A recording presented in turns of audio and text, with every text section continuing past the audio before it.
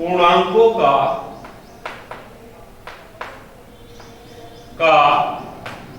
योगफल, दो पूर्णांकों का योगफल सदैव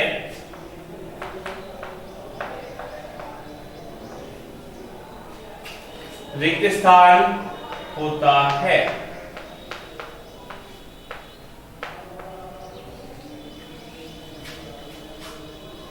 है कि दो धन पूर्णांकों का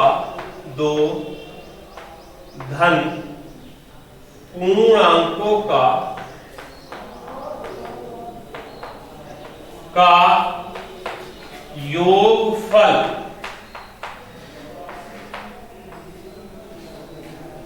होता है। ये बताना है कि दो धन पूर्णांकों का योगफल क्या होता है। यहां जाएगा क्या है, दो ऋण पूर्णांकों का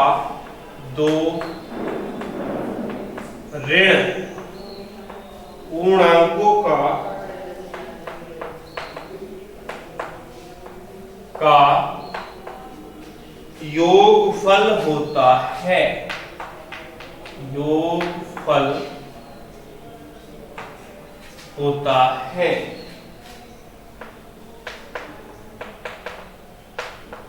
समझ लो बेटे, कुछ बालकों को पता चल गया होगा, कुछ को अभी नहीं पता चला। दो पूर्णांकों का योगफल सदैव क्या होगा, पूर्णांक ही होगा। कैसे? जैसे मान लो 1 माइनस के 2 है, यदि मैं 1 प्लस के 2 भी लूं और इन दोनों का योगफल करूं तो क्या आएगा, 0 ही आएगा। तो 0 क्या है, पूर्णांक है नहीं। 0 क्या है बेटे, पूर्णांक है। और देखो जैसे 2 प्लस 2 बराबर क्या आएगा, 4, या 2 प्लस 3 क्या आएगा, बराबर 5। तो 5 भी क्या है, पूर्णांक है। तो यहां लिख दोगे कि दो पूर्णांकों का योगफल सदैव पूर्णांक होता है।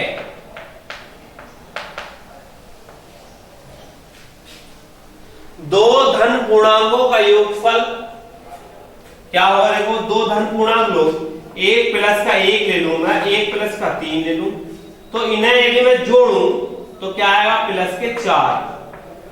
तो दो धन पूर्णांकों का योगफल हमेशा जो है धन पूर्णांक होगा।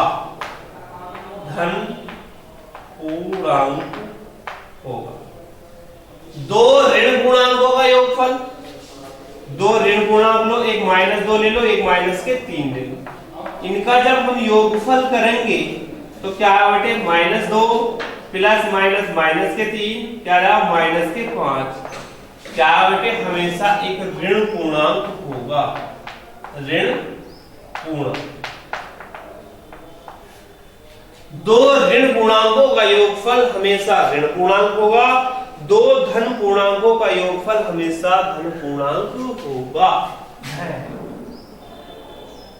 ठीक, इस प्रकार से ये क्वेश्चन भी हमारा कंप्लीट हुआ। अब आप इसे उतार लीजिए अपनी फेयर कॉपी पे, उतार लीजिए।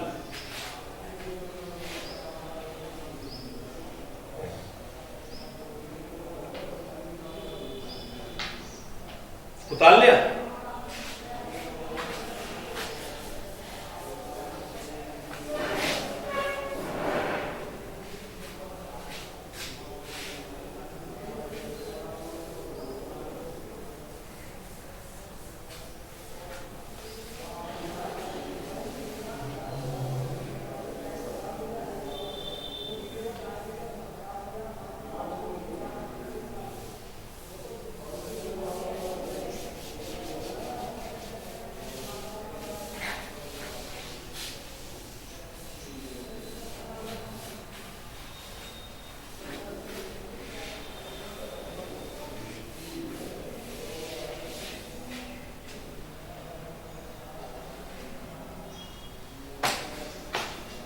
अब देखो अगला क्वेश्चन बेटे,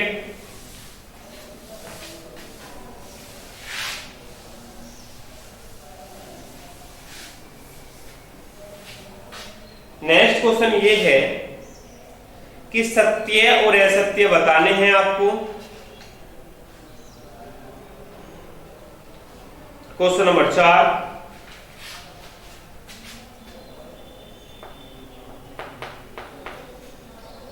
सत्य अथवा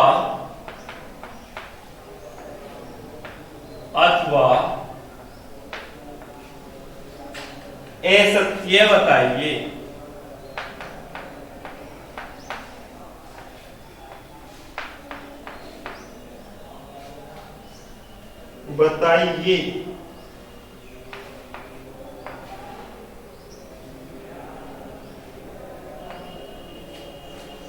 क्या है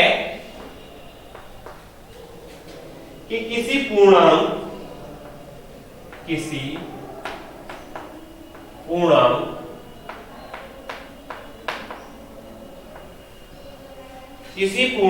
तथा इसके योगात्मक प्रतिलोम का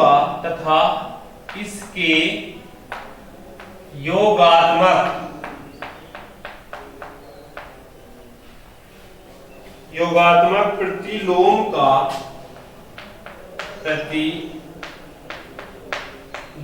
का योगफल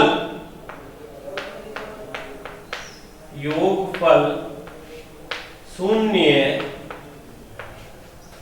होता है।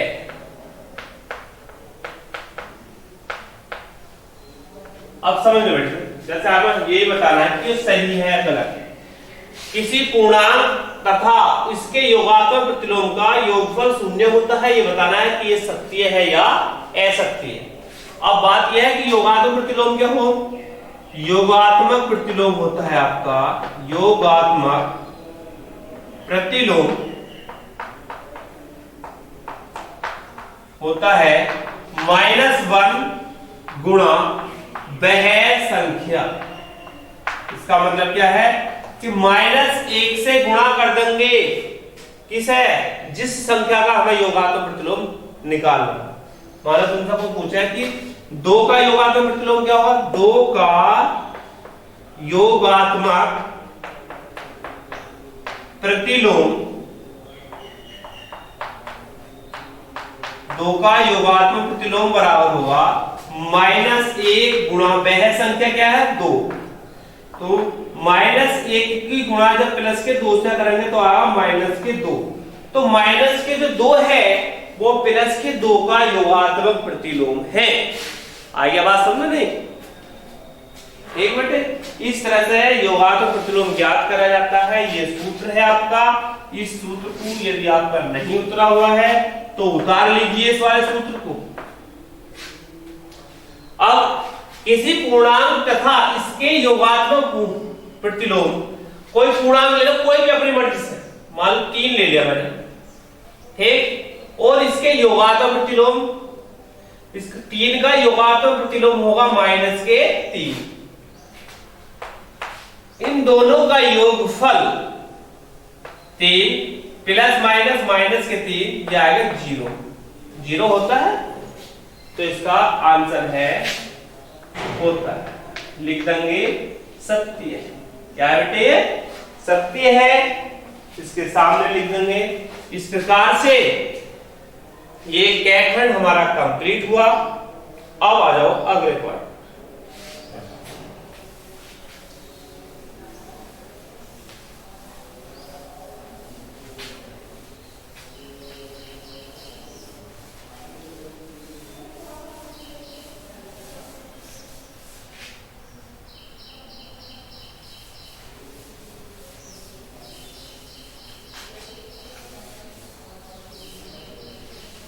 अगला खंड क्या है, देखो, है खंड है कि शून्य ऋण पूर्णांक है, शून्य ऋण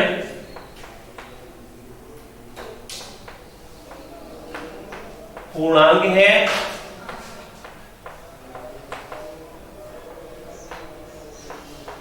ये हमें बताना है कि क्या शून्य ऋण पूर्णांक है या नहीं। तो ये एक पॉइंट है बेटे कि शून्य न तो ऋण पूर्णांक है न ही धन पूर्णांक है। ठीक, तो क्या बताना है कि शून्य ऋण पूर्णांक है। यदि ऋण पूर्णांक होता तो सत्य है, अन्यथा असत्य है। तो हम दे देंगे शून्य ऋण पूर्णांक नहीं है, तो उसका आंसर हो गया असत्य। क्यों हो गया असत्य? क्योंकि शून्य न तो ऋण पूर्णांक है न ही धन पूर्णांक है। ठीक, धन पूर्णांक क्या है देखो समझ लो, बताए होंगे आपको गुरुजी ने 0 1 2 3 4 5 6 7 डॉट -1 -2 -3 -4। 0 क्या है? ये संख्याएं क्या है? धन पूर्णांक। धन पूर्णांक हो गए आपके कि 1 2 3 4 5 डॉट। ऋण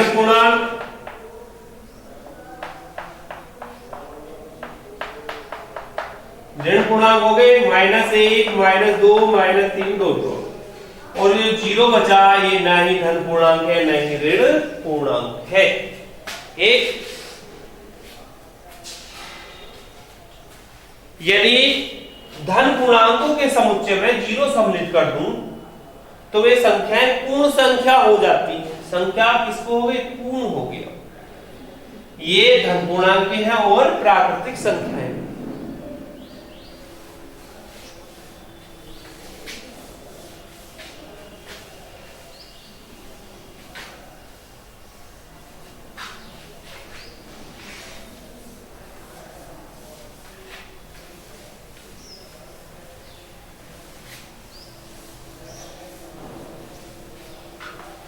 अब देखो कि दो ऋण पूर्णांकों का योगफल धन पूर्णांक होता है। ये क्या करना है? हमें बताना है कि दो ऋण पूर्णांकों का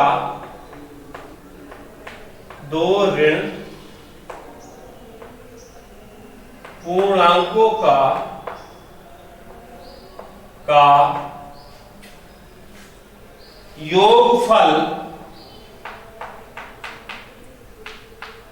दो ऋण पूर्णांकों का योगफल धन पूर्णांक